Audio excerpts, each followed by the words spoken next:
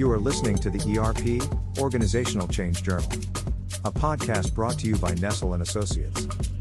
I want to get your idea on the definition of organizational culture. And so when you put this book together and you looked at these stories and these various experiences with all these great practitioners and leaders, what would you say is the impact on successful transformation that organizational culture has? So can you just give your definition of organizational culture, and then what is that impact on transformation? Because I think everything that we're talking about so far in this conversation, a lot of it I roll up into this larger category called organizational culture that helps set the tone for some of these ideas that you're talking about, right? So can you maybe share on those couple of points with our listeners? Yeah, I'll build on a very simple definition of organizational culture with a couple of maybe additions to it. So first, the simple definition, I like to think of organizational culture as what people do when no one else is watching. And, right. It really kind of gives you a sense of, without leadership there, without people inspecting it in, without people pounding on you and beating on you, what is it that people tend to believe are the behaviors that matter most to the success of the organization, and they actually, behave in ways that are consistent with that.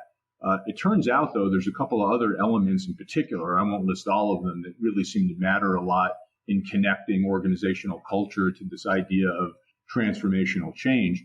One of which has to do with how does the organization deal with failure?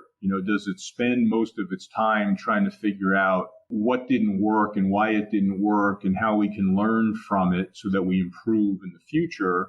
Or does it spend most of its energy organizationally trying to figure out whose fault was it and who screwed up and how can we punish, torture, or get rid of that person who made the mistake? Mm-hmm.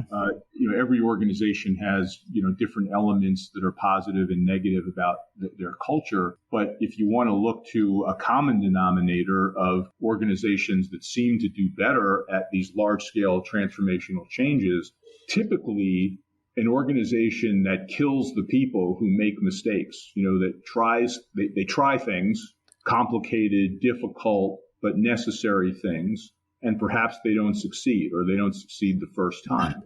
All you have to do is once or twice very prominently punish or fire or torture in some other way the people who didn't succeed, and everybody else takes their cue from that pretty quickly. So if you have a culture that tends to promote not necessarily an acceptance of failure, I'm not suggesting that you should embrace failure and think it's awesome.